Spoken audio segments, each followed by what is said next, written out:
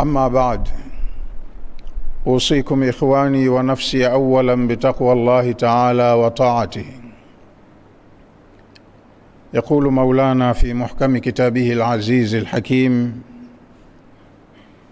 فما أوتيتم من شيء فمتاع الحياة الدنيا وما عند الله خير وأبقى للذين آمنوا وعلى ربهم يتوكلون والذين يجتنبون كبائر الإثم والفواحش وإذا ما غضبوا هم يغفرون والذين استجابوا لربهم وأقاموا الصلاة وأمرهم شورى بينهم ومما رزقناهم ينفقون والذين إذا أصابهم البغي هم ينتصرون وجزاء سيئة سيئة مثلها فمن عفا وأصلح فأجره على الله innahu la yuhibbu zalimin. Ndugu zangu katika imani, nakuhusieni baada ya kuhusia nafsi yangu kumcha Allah subhanahu wa ta'ala na kuwa watiifu kwake, kwa sababu kumcha Allah na kutii maagizo yake ndiyo siri ya matumizi mema ya wakati wetu huu wa duniani wa mtihani, ambayo itatupeleka kwenye mafanikio na maisha mema ya milele baada ya kuondoka hapa. Taqwa Allah ndiyo lengo kuu la kila mu'min, kwamba ndicho kitu kitakachomsaidia baada ya kuondoka kwenye maisha haya awe ni mwenye neema na maisha mazuri ya milele kwenye ulimwengu ujao. Ndugu zangu katika imani, nimesoma aya za Qur'ani ziko kwenye sura ya 42, suratu Shura, ni aya ya 36 mpaka 40. Kuna maagizo ya Mola wetu Azza wa Jalla, anasema: fama utitum min shay'in, munachopewa chochote au chochote mnachopewa hapa duniani, famata'ul hayati dunia, ni kitu cha starehe ndogo tu ya mpito kwenye maisha yenu ya dunia. Hata ukijiona wewe utajiri sana au ukajisikia una mamlaka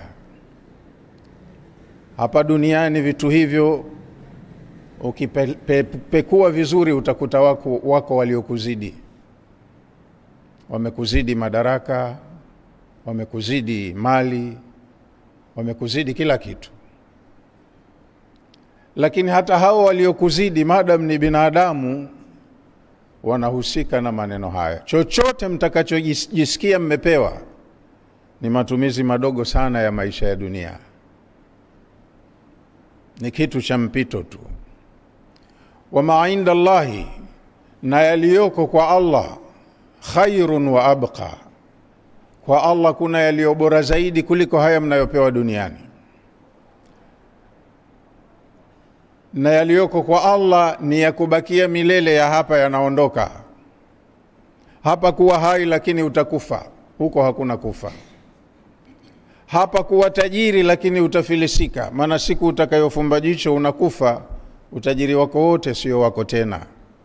Watachukua warithi, kama huna warithi watanyang'anya wenye uwezo wa kunyang'anya, watatumia, na hunufaiki na chochote kwenye mali yako ulioiacha hapa duniani. Kwa hiyo bado ni kitu cha upuuzi tu. Lakini kilichoko akhera mbele ya Mola wako ni bora zaidi kuliko cha hapa, na halafu cha huko kinadumu milele. Lilladhina amanu wa ala rabbihim yatawakkalun. Lakini manufaa ya akhera ambayo ni ya uhakika na ya kudumu, haya ni kwa ajili ya watu waliokuwa duniani wana imani, walioitendea mema na waliishi kwa kumtegemea muumba wao. Tunajifunza hapa kitu bora zaidi chenye umuhimu wa kwanza katika maisha ya mtu haya ya dunia, ni maarifatullahi, kumjua Mola wake, na baada ya kumjua akatengeneza muamala mzuri yeye kama kiumbe na muumba wake. Ndio jambo la msingi. Aya iliyofuata Allah akasema, walladhina, na watakaoneemeka na vitu vilivyo bora na vya kudumu vya akhera ni wale watu ambao yajtanibuna kabaira al-ithmi wal fawahisha, katika maisha yao ya duniani wanajitahidi kujiepusha na makosa makubwa makubwa. Kabairul ithmi, madhambi makubwa, ni yale ambayo kwenye Qur'ani moja kwa moja yametangaziwa adhabu kwa mwenye kuyafanya. Hata kama wewe utalidharau ulione dogo, lakini madam Allah kasema hili atakayefanya nitamuadhibu, hilo ni kabir minal kabair.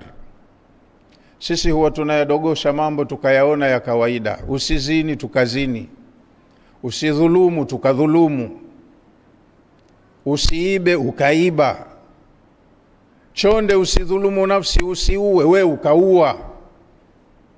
Unaona ni jambo la kawaida na unafanya ukalirudia, lakini haya ni katika makosa makubwa yenye kuangamiza. Watu wema hujitahidi kuavoid makosa kama haya aliyowasifu Allah kwenye aya hizo.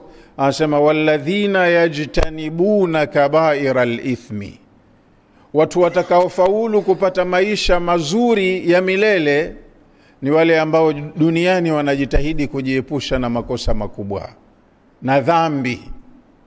Makosa na dhambi, kabaira al-ithmi wal fawahisha. Fawahish ni matendo machafu ya kitabia kama zinaa na ndugu zake.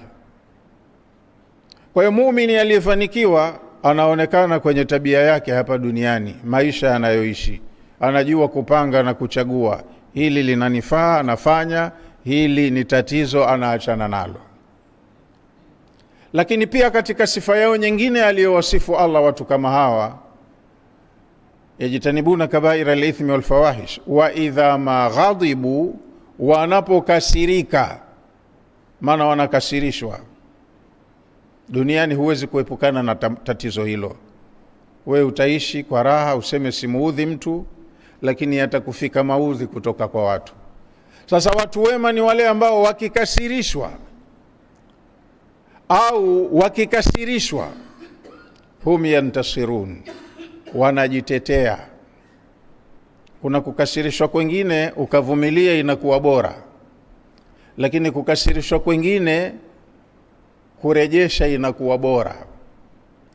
Na hili kwa muumini lazima awe na elimu nalo, anajua lipi nikisubiri inakuwa ni kheri, kwa sababu nitaepusha madhara na nitakuwa mimi niko salama.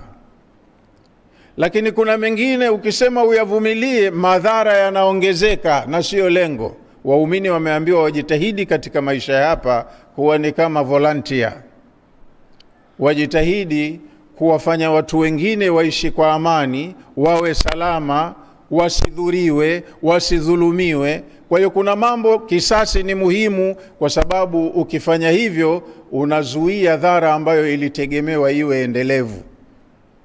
Kama kuna watu wanadhulumiwa na nyinyi mnao uwezo wa kuwanusuru, hamkuwanusuru, nyinyi mnabeba kosa. Kwa hiyo ndo maana Allah akasema walladhina idha ma ghadibu hum yantasirun, wale ambao wanapokasirika baada ya kukasirishwa huwa wanajitetea kwa kupunguza au kuondosha yale ambayo yanawakasirisha wao na watu wengine. Walladhina stajabu li rabbihim, watu wema ni wale ambao kuna maagizo mengi wamepewa kutoka kwa Mola wao, wao wanaitika maagizo hayo, wanayatendea kazi. Sio kama sisi tunasoma Qur'ani au tunasomewa, ina amri, ina makatazo, hatuamrishiki kwa lolote katika tulioamrishwa, wala hatukataziki kwa lolote katika tuliokatazwa. Sisi tunajitoa katika hao wenye kusifiwa hapo. Watu wema wenye hadhi mbele ya Allah, istajabu li rabbihim, wanakuwa ni waitikiaji wa amri na maagizo ya Mola wao. Fanya anafanya, acha anawacha, hiki muhimu anakipa umuhimu wake, hiki hakifai anajiepusha nacho na kuangalia wengine wasiende kukitekeleza. Kuamrisha mema ni kwamba kuna mambo mazuri yanahitajika yawepo, tunatakiwa tuhamasishane, tuyatende yawepo yale yanayotakiwa, anayetaka ni Allah. Na kukataza mabaya, kuna mambo hayapendi, yana uharibifu, hatupaswi kuyaridhia yakitendeka, tunatakiwa tuyadhibiti, ikiwezekana yatoweke kabisa au angalau yapungue nguvu. Watu wema ndo wanakuwa wanaishi hivyo. Istajabu li rabbihim, wanatekeleza maagizo yaliyotoka kwa Mola wao, wanamuitikia Mola wao. Wa aqamu salata, alafu wanasimamisha sala, bimaana wanaiswali kwa utaratibu wake, kwa kutimiza nguzo zake, faradhi zake, masharti yake. Wa amruhum shura bainahum, na waumini kama hawa kwenye jamii wanazoishi wanakuwa na umoja, mambo yao yanaenda kwa kushauriana. Istajabu li rabbihim, wanamuitikia Mola wao, yani wanachoamrishwa wanatekeleza, wanachokatazwa wanakatazika.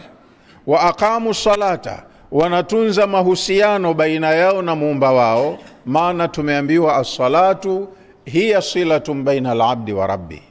Sala ni means ya mawasiliano, ni kiungo baina ya kiumbe na muumba wake.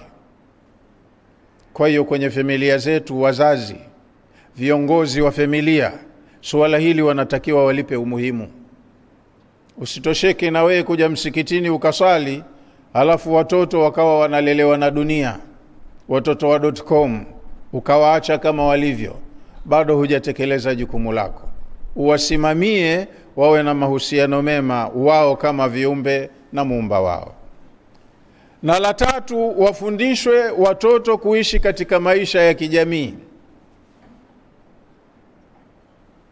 Wa amruhum shura bainahum, mambo ya waumini huwa yanaenda kwa mashura, wanashauriana baina yao.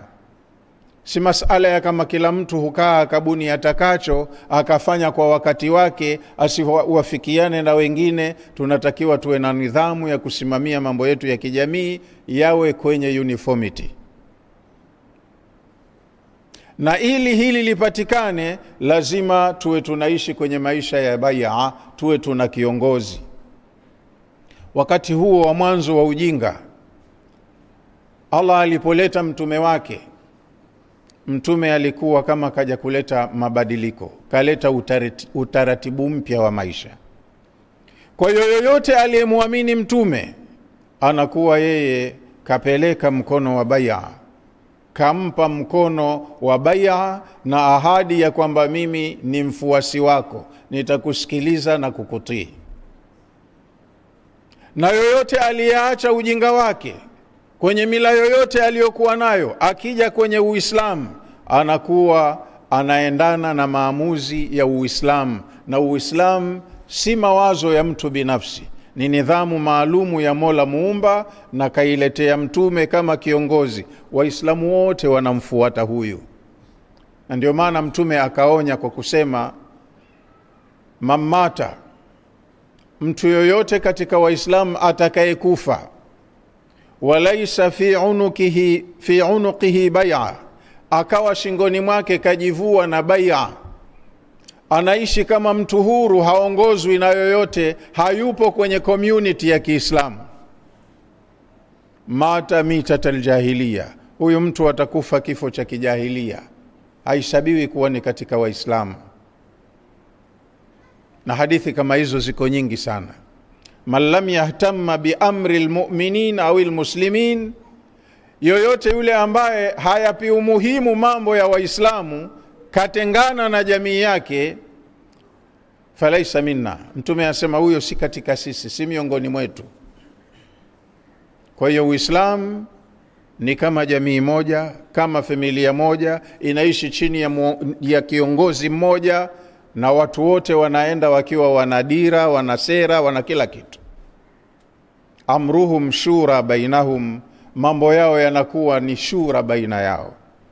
hata kama tuna kiongozi, huyo kiongozi wetu mkuu Mtume sallallahu alaihi wasallam kaambiwa kwenye maamuzi ya masala ya kijamii lazima aweke shura, ashauriane na masahaba wake. Wakati masahaba kaja kuwakuta kwenye ujahilia, na yeye ndiye aliyewafunza ustaarabu, lakini kwenye jamii watu huwa wana skill zao, kila mmoja anakuwa ni mweledi kwenye anga zake. Unapokusudia kuzungumza suala la kilimo, lazima ushauriane na wakulima, ndo utapata ufanisi wa maamuzi yako. Kama unazungumzia suala la uvuvi na we ni kiongozi tu, hata bahari huijui, lazima ushauriane na wataalamu wa fani hiyo. Wako watu hiyo ndo kazi yao, kama wamezaliwa huko, wamekulia huko. Unazungumzia masala ya biashara na we si mweledi wa kila kitu kwenye biashara, lazima upate ushauri wa wafanya biashara. Kwa hiyo Mtume alikuwa na uwezo mkubwa sana wa kukusanya vipaji vingi vya wakati mmoja, na akamtumia kila mtu kwa mujibu wa elimu yake. Kwa hiyo ndo faida ya shura, ndugu zangu. Tupo wengi kwenye vijiji vyetu humu, lakini kila mtu ana uwezo wake. Hii tofauti ya vipaji ni muhimu kwa ustawi wetu pamoja, lakini kila mmoja ana weledi sehemu fulani. Tukiwa tuna kiongozi mahiri anaye uwezo wa kutumia vipaji vya watu wake, mambo yetu yote yananyooka na tunaenda vizuri. Amruhum shura bainahum, mambo yao watu wema yanafikiwa kwa kushauriana. Tunakaa kikao cha shura, tunasikiliza rai za watu, wajumbe wa shura, tunalijadili jambo fulani. Kwa hiyo wenye weledi kwenye hilo jambo watatoa mawazo yao, na kila ambaye ana uweledi zaidi atatoa mawazo yenye tija. Tukiyafanyia kazi yatatuvusha. Wa mimma razaqnahum yunfiqun, jengine linalowapaisha wana jamii wa Kiislamu, katika vitu tulivyowaruzuku wanavitumia vizuri kwa faida. Wa mimma razaqnahum, katika tulivyowaruzuku, yunfiqun, wanavitumia vizuri, wanafanya matumizi mema ya neema tulizowapa. Kwa hiyo mali hawapewi watu wote, wengine wanayo, lakini wengine wanalala njaa na wanakufa kwa maradhi yanayotibika kwa sababu gharama za matibabu hawana. Kama tunaenda systematically kijamii, basi tutakuwa tuna utaratibu kama tulivyowekewa na dini. Kwa mfano, tumewekewa nguzo nzima ya zaka, ni mzunguko wa mafao au mapato, kinachukuliwa kutoka watu wenye mifuko minono, kinakwenda kuwanufaisha watu ambao ni wa hali ngumu. Sote tuna haki ya maisha, na sote tuna haki ya kula, kuvaa, kujitibu tukiumwa. Kwa hiyo kama kuna mfumo mzuri wa usimamiaji wa mapato ya wenye kingi na wasiokuwa nacho, watu wote wataishi vizuri kwa raha, na hakuna mtu atakayesumbuka. Tofauti ya kipato itabaki pale pale, huyu ana kingi, huyu ana kidogo, lakini mwenye kingi kaambiwa wa fi amwalihim haqqun ma'lumun lisaili wal mahrum. Wenye nacho wanaambiwa kwenye mali zao hizo wanazochuma na kumiliki, waelewe munaingizwa haki maalumu, sio yao. Hii ni haki ya masikini, wanaoomba na wasioomba. Kama tuna nidhamu nzuri ya kusimamia mambo yetu ya kijamii, ili suala likifanyiwa kazi linafanya watu wote waishi kwa furaha. Chuki, hasadi, bughdha zitaondoka, kwa sababu mwenye nacho katoa zaka. Zaka inawasaidia wenye shida. Kile kinachopelekwa kwa wenye shida kikawasaidia, watashukuru na watafarijika sana kwenye jamii yao kuwepo watu wenye uwezo. Hatomuonea choyo mtu, hatomuapiza, lakini we unakula mpaka unatupa kwenye dustbin, mwenzako anaenda siku 3 miayo kwa njaa hajakipata. Atakuapiza tu na maapizo yake atakudhuru. Kwa hiyo wanatakiwa wanajamii wawe na utaratibu au nidhamu nzuri ya kusimamia mambo yao, na hizi formula za kidini tuzifanyie application, ziwe zinafanya kazi kwenye jamii zetu. Halafu Allah akasema pia, walladhina istajabu li rabbihim, wala umuitikia Mola wao, wa aqamu salata, wakasimamisha sala, wa amruhum shura bainahum, mambo yao yanaenda kwa kushauriana baina yao, wa mimma razaqnahum yunfiqun, na katika tunavyowaruzuku wanavitumia vizuri. Akafuatisha baada ya hapo kwa kusema walladhina idha asabahumul baghyu hum yantasirun, wale ambapo wakisibiwa na mambo ya magomvi, chuki za watu zimewadhuru, wanakuwa na nguvu ya kujitetea, na wanaitumia nguvu yao kwa kujitetea, wanajinusuru.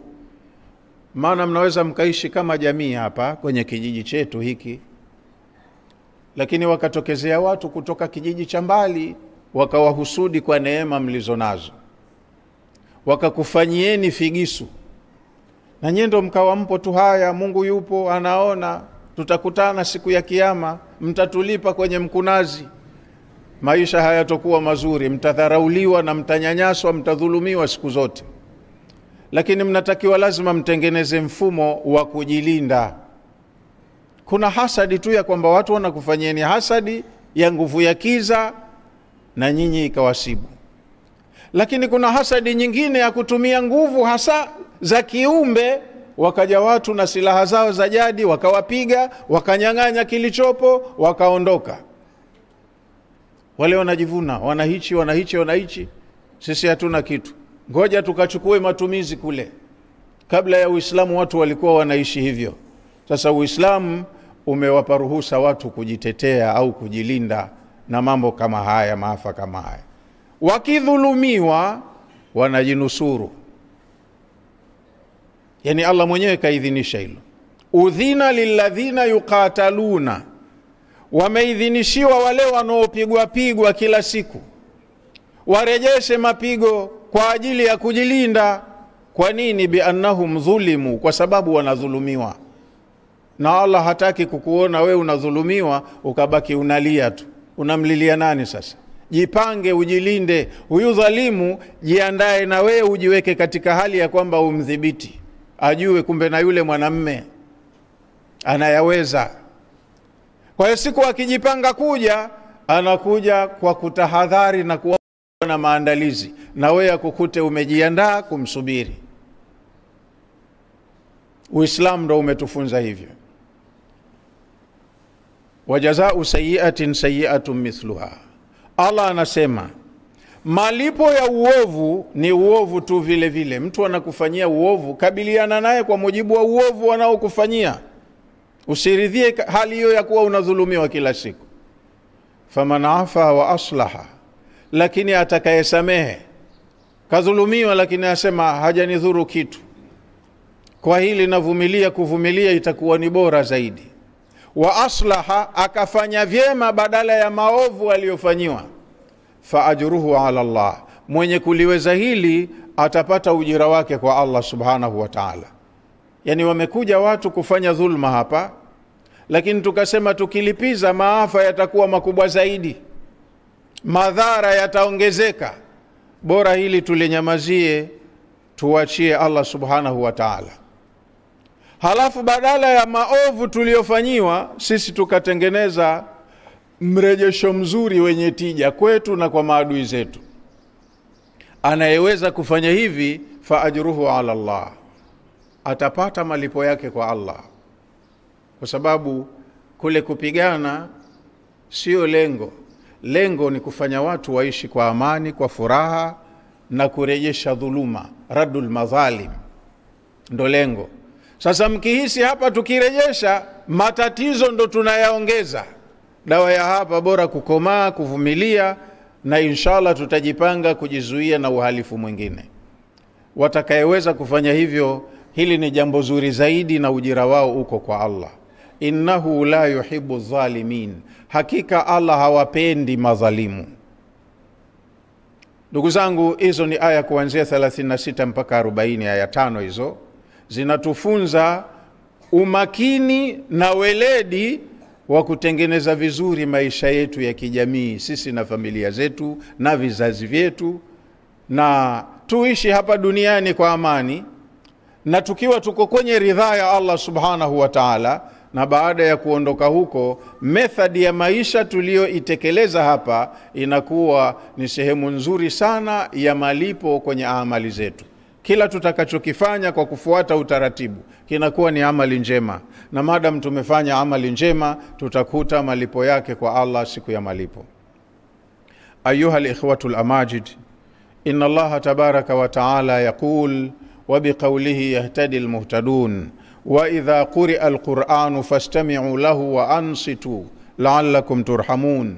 وقال عز من قائل عليم فإذا قرأت القرآن فاستعذ بالله من الشيطان الرجيم. أعوذ بالله من الشيطان الرجيم. والمؤمنون والمؤمنات بعضهم أولياء بعض يأمرون بالمعروف وينهون عن المنكر ويقيمون الصلاة ويؤتون الزكاة ويطيعون الله ورسوله أولئك سيرحمهم الله إن الله عزيز حكيم. بارك الله لي ولكم بالقرآن العظيم ونفعني وإياكم بالآيات والذكر الحكيم. أقول قولي هذا وأستغفر الله العظيم لي ولكم ولسائر المسلمين والمسلمات والمؤمنين والمؤمنات فاستغفروه فيا فوز المستغفرين ويا نجاة التائبين. وقال رسول الله صلى الله عليه وسلم: البر لا يبلى والذنب لا ينسى والديان لا يموت اعمل ما شئت كما تدين تدان. وقال الحبيب المصطفى صلى الله عليه وسلم: كل ابن آدم خطاء وخير الخطائين التوابون. وقال أيضا: ادعوا الله وأنتم موقنون بالإجابة.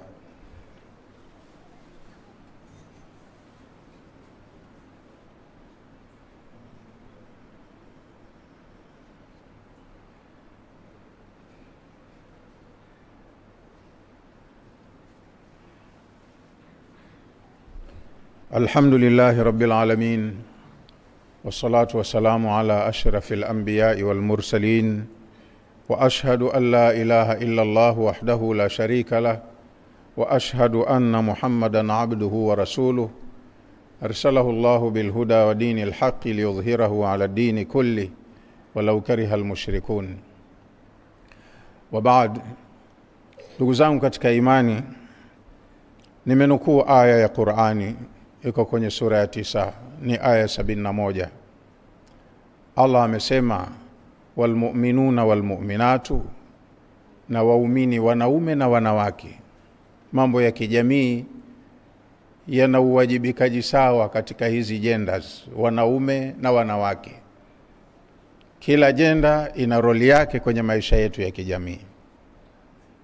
Walmu'minuna walmu'minatu, waumini wanaume na waumini wanawake, ba'dhum awliya'u ba'd, baadhi yao ni mawali wa wengine,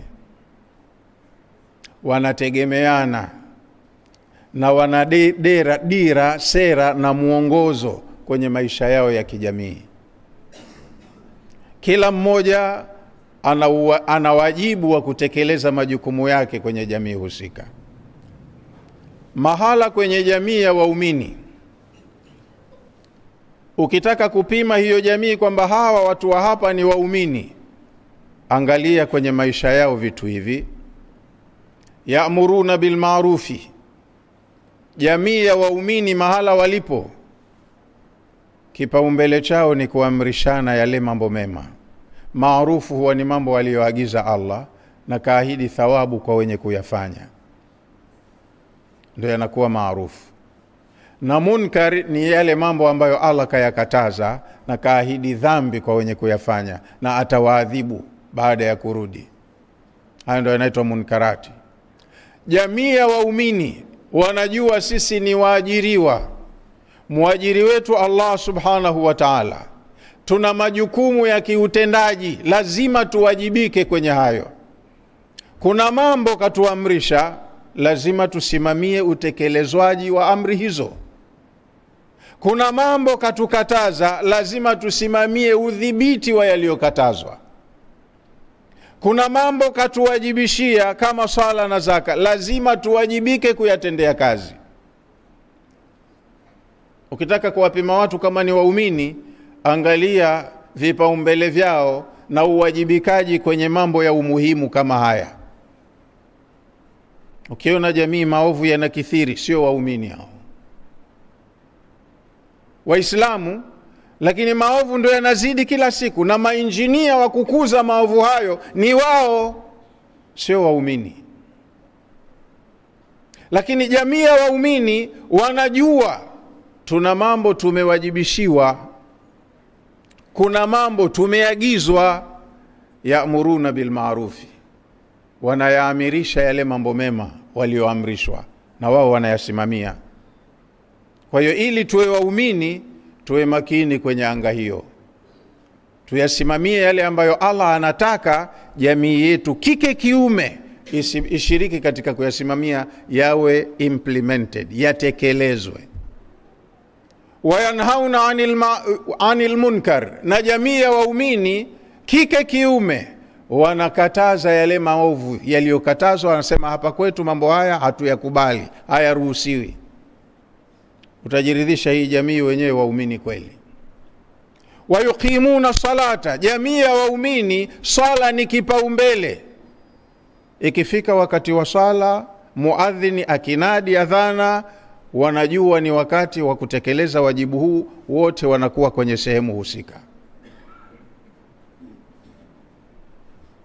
Yani utashangaa msikiti wetu huu na eneo ambalo linahudumia watu wake wote wangelikuwa wanashiriki swala, asubuhi huu ungekuwa hautoshi, maana watu ndo wamelala nyumbani. Eti tunao watoto washafikia umri, wanastahiki kusali, wanatakiwa waje hapa, lakini alfajiri ndo tunasali hapa watu 10, 15.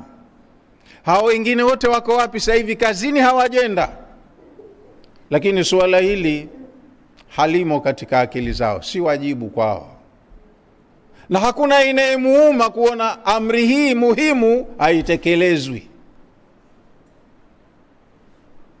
Waumini mahala walipo, alama za kuonyesha ni waumini, ya'muruna bil ma'rufi, wanaamirisha yale mema yaliyotakiwa, wanayasimamia yatendwe. Wayanhauna anil munkari, na wanayadhibiti, wanayakataza yale maovu. Haya tumekatazwa, hatutaki kuyaona hapa kwetu. Wayuqimuna salata, na wanasimamisha sala, inatekelezwa kwa wakati wake na kwa taratibu zake stahili. Wayutuna zakata, na wanasimamia vizuri zoezi la zaka. Kila mtu ambaye kafikisha nisab kwenye mali yake yaliyomiliki, ikapitiwa na haul, si lazima tena apate wafuatiliaji wakamuhimize. Yeye mwenyewe anajua mahala husika, anapeleka zaka, atakasi alichobakisha katika mali yake, awe hana dhima, hana deni kwa Allah. Lakini hao wenye uwezo wa kutoa zaka wanaona kama wakitoa ndo wananyang'anywa, hawatoi, na Allah anaona. Na wenye haki zao hao walioambiwa wenyewe ndo wapewe hizo haki, kila siku wanazidi kudhalilika tu. Hakuna msimamiaji wa hilo jambo, lakini jamii inaonekana ni ya Waislamu. Waislamu huwa wanasimamia vizuri mambo haya. Na la tano linalopamba wasifu wa jamii ya waumini, wayutiuna Allah wa rasulahu, waumini wanakuwa ni watiifu kwenye maagizo yote ya Allah na maagizo ya mtume wake. Lolote ambalo Allah kataka, katuagiza, lazima tusimamie, tuhakikishe linatekelezwa. Lolote Allah kalikataza, lazima tusimamie, tuhakikishe linazuiliwa. Kaamrisha, tusimamie litekelezwe. Kakataza, tusimamie liachwe. Na tunatakiwa tuwe watiifu kwa kutii maagizo yote atakayotuagiza Mola wetu na mtume wake aliyemtuma kwetu. Ulaika, watu hawa, sayarhamuhumullahu, hawa waumini watendaji hawa ndio pekee ambao Allah atawarehemu. Inna Allaha azizun hakim, Allah kafungia aya yake kwa onyo. Hata kama mkizembea mkakataa nyote kutekeleza alichotaka, Allah anabaki kuwa ni aziz, hamwezi kumuondolea sifa zake au kumnyang'anya nguvu yake. Azizun bimaana alghalibu alladhi la yughlab, siku zote Allah atabaki mshindi tu, ana uwezo ambao hawezi kushindwa wala kupokonywa na yoyote uwezo wake. Sasa hili ni onyo kwa watu wenye kufahamu. Kataeni nyote kutekeleza, fanyeni mtakavyo, hamumuharibii Allah chochote kwenye ufalme wake. Madhara ya jeuri yenu itarudi kwenu wenyewe tu. Na kwa kumalizia hutuba yangu kwa leo, kuna maneno amesema Mtume sallallahu alayhi wasallama, ad-dinu nasiha, dini ni nasaha. Ad-dinu nasiha, dini ni nasaha.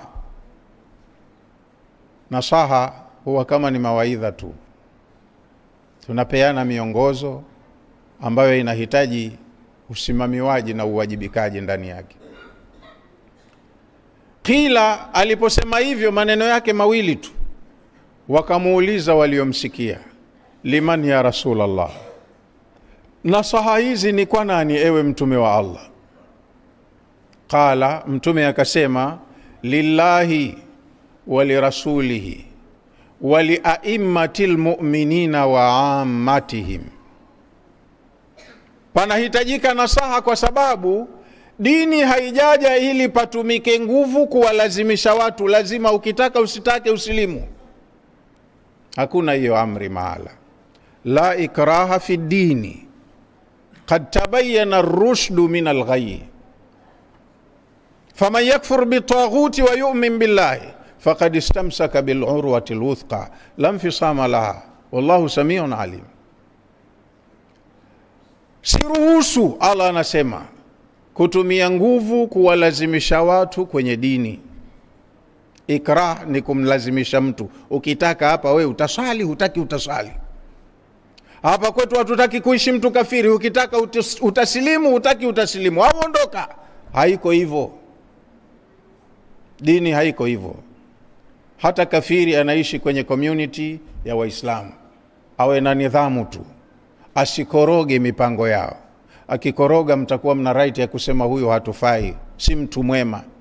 Lakini kama mtu ana adabu yake, anabaki na ukafiri wake, atafanya ibada zake kwa mila yake, hamtakiwi, hamna ruksa ya kumlazimisha kwa nguvu. Sasa ndo maana mtume akasema, ad-dinu, dini kama mwenendo wa maisha, nasihatun, ni nasaha. Patumike sana lectures, mnajadili mambo kwa hoja. Huyo analeta hoja zake na wewe unaleta hoja zako. Watakaosikiliza conversation yenu watakuwa na akili zao, wanao uwezo wa kuangalia uzito wa hoja. Nani hoja zake zina nguvu kuliko mwingine? Mtu yuko huru kuchagua apendacho. Kwa hiyo nasaha ndo hapa inachukua nafasi yake. Wakamuuliza, hasa hizi nasaha kwenye dini zinaenda kwa nani? Na dini ni mwenendo mzima wa maisha yetu. Akasema, lillahi wa lirasulihi wa liaimmatil mu'minin wa ammatihim. Nasaha ni kwa upande wa Allah, yale anayoyataka Allah tunasihiane. Tunajenga hoja za kuthibitisha Mungu yupo, wakati wengine wana hoja za kuthibitisha hayupo. Na wengine wasema hata kama yupo na mambo yake huko kwenye ulimwengu mwingine mbinguni, hapa mambo ya hapa hayamuhusu. Sasa mnazungumza vizuri kama Allah alivyosema, wajadilhum billati hiya ahsan. Mkijadiliana na hawa watu makafiri, tumieni lugha nzuri, jadilianeni nao vizuri. Maana mkikurupuka, wao hawachagui maneno ya kusema, watatukana tu, watazidi kuudhi, wamtukane mpaka na huyo Mola wenu. La tasubbu alladhina yad'una min duni Allah, msiwatukane watu wanaoabudia visivyokuwa Allah. Ni aya na hiyo pia. Mkifanya hivyo, fayasubbu Allah adwan bighairi ilmi, mtawapa na wao fursa ya kumtukana Allah bila ya kujua wasemacho. Kwa hiyo kitu muhimu na cha msingi, ad-dinu nasiha, dini ni nasaha. Liman, munasihiane kwenye mambo yaliyo kwenye haki za Allah, amri zake, makatazo yake, ahadi zake, maonyo yake na kila kitu. Wali rasulihi, ayo mambo ya Allah hakuna yote ambaye angeyajua bila ya kupitia mjumbe aliyetumwa kama instructor, mwalimu kwetu ni mtume wa Mungu. Kwa hiyo hata na haya ya mtume, kasema hivi, kaongoza hivi, tunanasihiana tu, huwezi kumlazimisha mtu. Wali aimmatil mu'minin, na viongozi wanaoongoza jamii za waumini, na wao pia huwezi kuwa komandi, maana wao maneno yao sharia. Alladhina ghalabu ala amrihim, watu wakishaitwa viongozi wao siku zote kwenye mambo yao lazima washinde tu. Sasa wewe utatumia mbinu gani uwalazimishe utakacho? Ni nasaha tu kwamba kiongozi na wewe ni Muislamu mwenzetu, Mola wetu hapa kataka hivi na mtume jambo hili alisimamia hivi, faida ya jamii pana itapatikana tu kwa kufanya hivi. Ni nasaha tu. Wa ammatihim, na nasaha kwa jamii nzima ya watu wote. Kwa hiyo tunanasihiana mambo ya kuhusu kwa Allah, tunanasihiana mambo aliyosimamia mtume, tunanasihiana na mambo wanayoyasimamia viongozi wetu kwetu, na tunanasihiana wenyewe wenye kuongozwa kwa ujumla wetu. Nasaha, mawaidha mazuri. Nadhani nimefahamika. Ad-dinu nasiha, dini ni nasaha. Qila liman ya Rasulallah, nasaha hizi ni kwa nani ewe mtume wa Allah?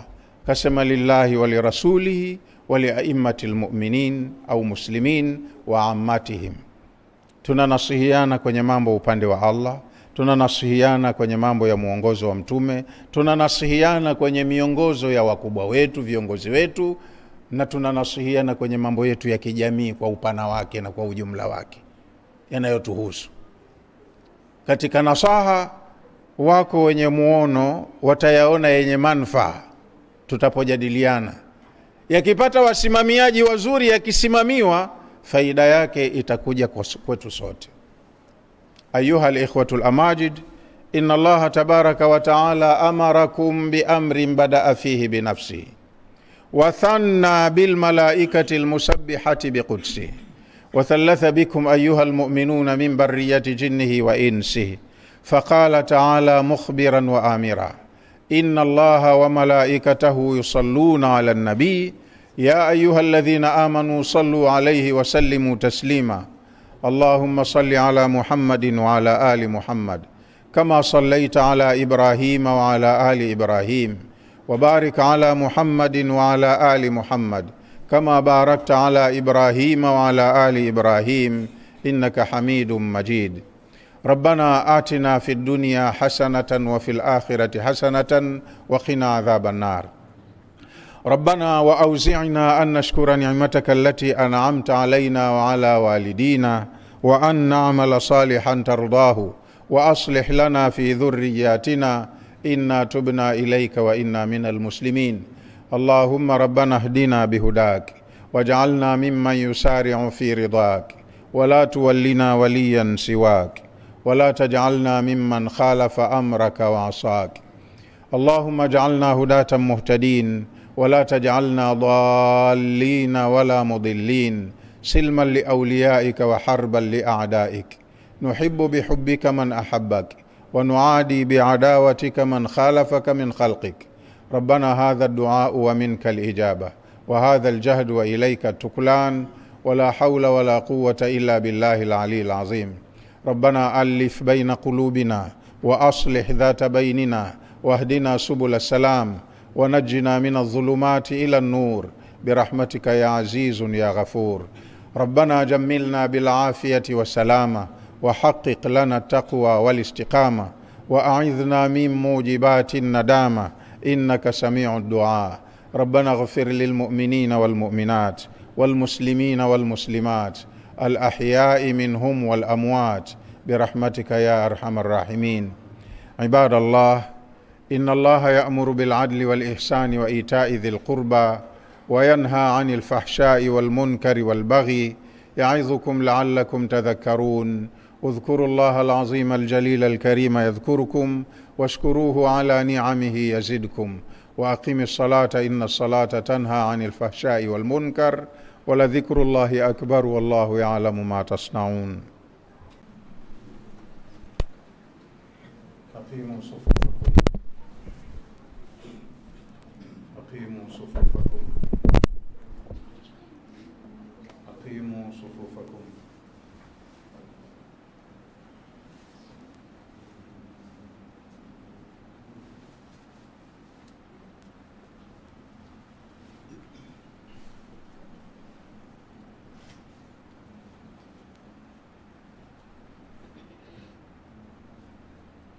الله أكبر.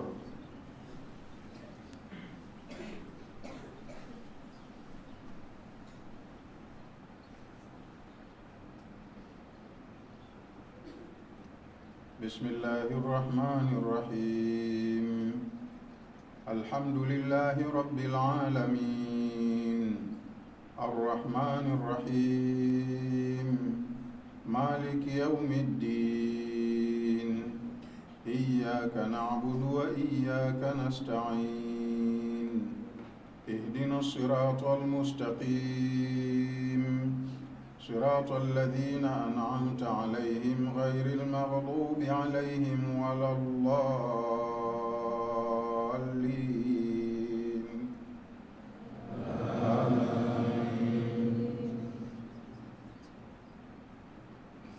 إذا السماء انفطرت، وإذا الكواكب انتثرت، وإذا البحار فجرت، وإذا القبور بعثرت، علمت نفس ما قدمت وأخرت. يا أيها الإنسان ما غرك بربك الكريم، الذي خلقك فسواك فعدلك في أي صورة ما شاء ركبك. كلا بل تكذبون بالدين، وإن عليكم لحافظين كراما كاتبين يعلمون ما تفعلون. إن الأبرار لفي نعيم، وإن الفجار لفي جحيم، يصلونها يوم الدين وما هم عنها بغائبين. وما أدراك ما يوم الدين، ثم ما أدراك ما يوم الدين، يوم لا تملك نفس لنفس شيئا والأمر يومئذ لله. الله أكبر.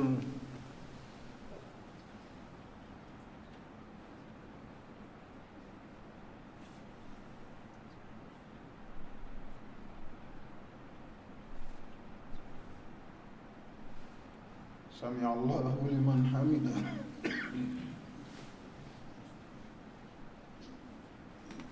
الله أكبر.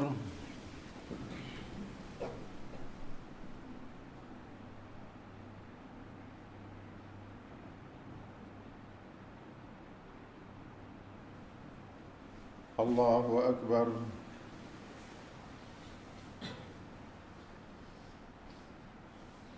الله أكبر.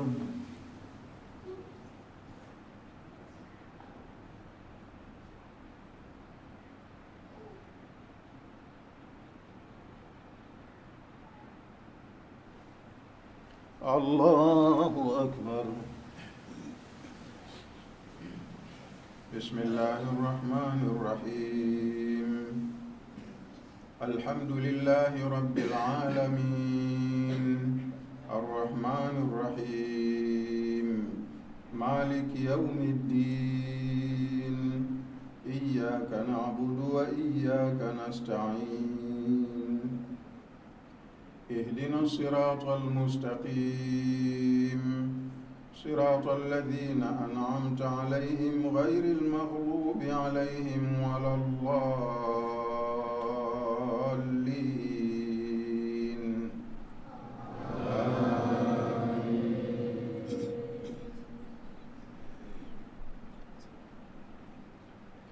والشمس وضحاها، والقمر إذا تلاها، والنهار إذا جلاها، والليل إذا يغشاها، والسماء وما بناها، والأرض وما طحاها، ونفس وما سواها، فألهمها فجورها وتقواها.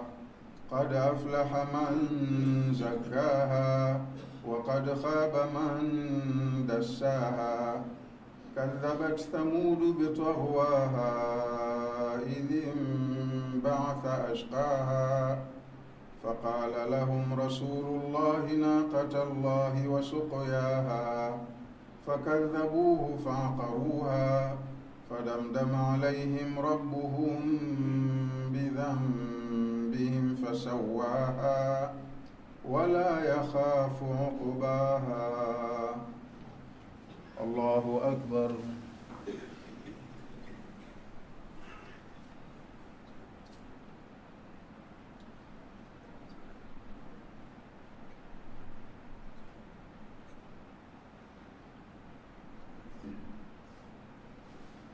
سمع الله لمن حمده.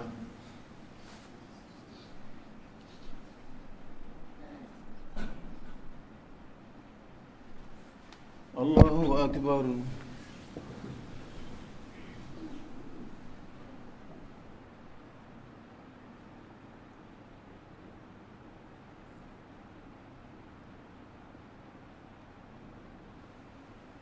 الله أكبر.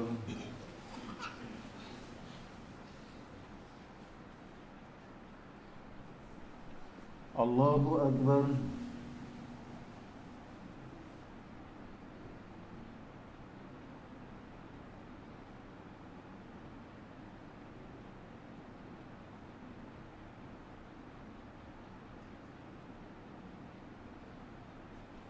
الله أكبر.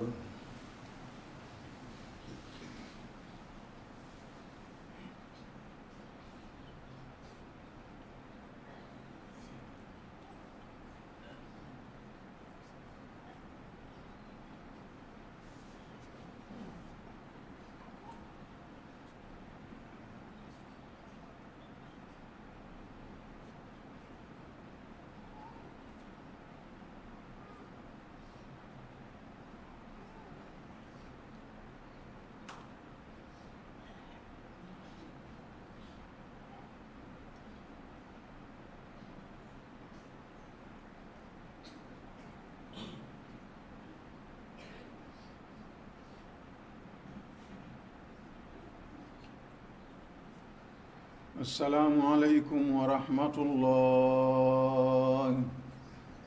السلام عليكم ورحمة الله.